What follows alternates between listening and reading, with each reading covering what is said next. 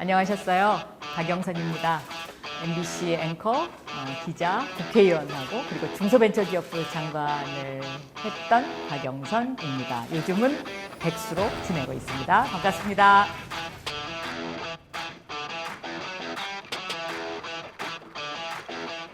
저는 특히 이제 이런 어떤 공식 본선에 나와서 떨어진 게 이번이 처음입니다. 선거에서. 그렇죠. 네. 그래서 이 떨어진 사람의 심정을 전혀 몰랐었거든요. 너무 뭐 승리만 계속 해주셔서 예. 그러니까 연속적으로 당선이 됐었으니까요. 그렇죠. 예, 맞습니다. 처음에는 아무도 만나고 싶지 않고요. 그런데 이제 위로해 준다고 연락하시는 분들이 많이 있습니다. 처음엔 그게 좀 힘들었습니다. 그런데 그래서 일단 걷는 일을 시작했어요.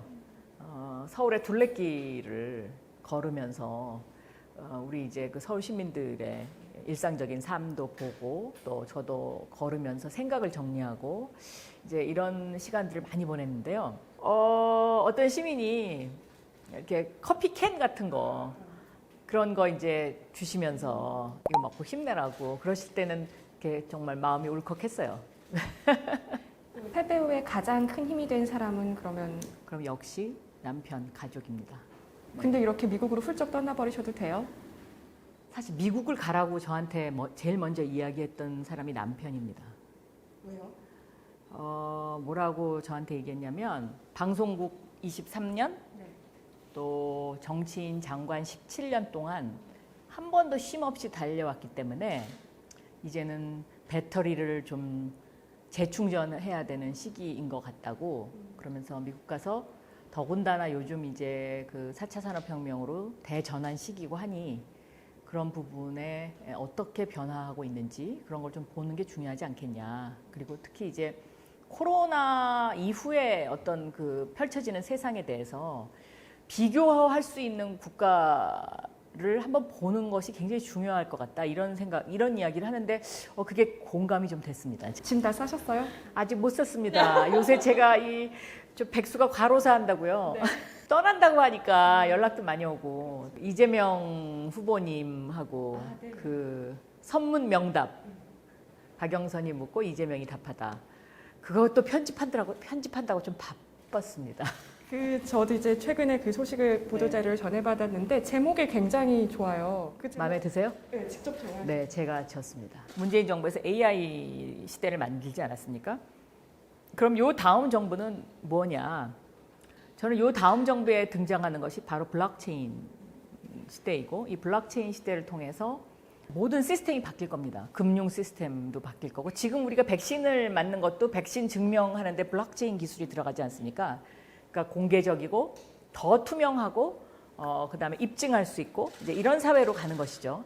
그러면 이런 사회를 과연 누가 잘 끌어갈 수 있을 것인가? 여기에 저는 방점이 찍혀 있다. 이렇게 보고 있습니다. 사물 인터넷에서 한 걸음 나아가서 인공지능 그리고 또 그 인공지능을 뒷받침하는 블록체인 기술의 다음 정권에서 우리가 힘을 쏟아야 된다는 말씀이신데 누가 힘을 잘 쏟을 수 있을 거라고 생각하세요? 어떻게 생각하세요? 선문 명답? 정답을 이야기하신 것 같습니다, 지금. 근데 저는 이제 제가 그 선문 명답 예. 이재명 후보를 인터뷰하면서 그런 걸 느꼈어요. 그러니까 이제 보통 이제 국민들이 이재명 후보가 용기 있고 결단력 있고 추진력 있고 이거는 100% 다 인정하더라고요. 근데 뭔지 불안하다. 그런 생각들을 국민들이 좀 하시잖아요. 그런데 제가 깜짝 놀란 거는 본인이 그걸 알고 계시더라고요. 내가 국민들로부터 그런 반응을 얻고 있다라는 걸 알고 계시고 그거를 고쳐야 된다는 걸 알고 계시더라고요. 그 충분히 느끼고 계신다는 점에서 저는 좀 인터뷰 끝나고 나서 좀 더 많은 점수를 주게 됐습니다. 제가 이제 2006년부터 알았는데 지금이 2021년이지 않습니까? 그냥 꽤 오랜 시간 이제 알고 있었던 분인데요. 많이 바뀌시고 좋아지셨습니다. 과거보다 많이 그러니까 본인 스스로도 그런 표현을 합니다. 계곡의 거친 돌이 이제는 시냇가에 둥근둥근 호박돌로 바뀌었다고. 근데 그 말이 맞는 것 같습니다. 고의 중과실에 대한 어떤 개념 정리라든가 이런 것들이 좀 더 필요하지 않을까 이렇게 생각하고요. 뭐 심지어는 이것을 빼야 되는 것 아니냐 이렇게 생각하시는 분들도 있으신 것 같습니다. 또 열람 차단 청구권 문제. 이제 이것이 이제 아마 그 기자들, 언론인 분들이 굉장히 예민하게 생각하시는 것 같아요. 이게 족쇄가 되지 않느냐. 그러니까 이제 국민들께서 거대 여당을 만들어준 것은 제대로 된 법을 통과시켜라라는 명령이십니다. 그런데 이제 시대는 계속 변하고 있지 않습니까? 법을 처리하다 보면 때때로 매몰되는 경우가 있습니다. 근데 이 매몰되는 것을 굉장히 경계해야 됩니다. 그리고 저는 그것이 바로 그 지도부가 할 일이다라고 생각하고 있습니다. 지금의 송영길 대표나 윤호중 원내대표가 그거를 충분히 하실 수 있는 분들인 것 같은데요. 하실 수 있습니다. 자문을 좀 하셔야 되는 거 아니에요? 그러니까 자문그룹의 역할 중. 자문그룹. 네. 미국으로 너무 멀리 가버리셔서. 요즘은 뭐 SNS로 뭐 실시간 소통이 가능하지 않습니까? 네. 뭐 사람의 하는 일은 그렇다 아니다라고 이렇게 단정할 수는 없잖아요. 단정할 수는 없는데 저는 뭐 열어두고 가지만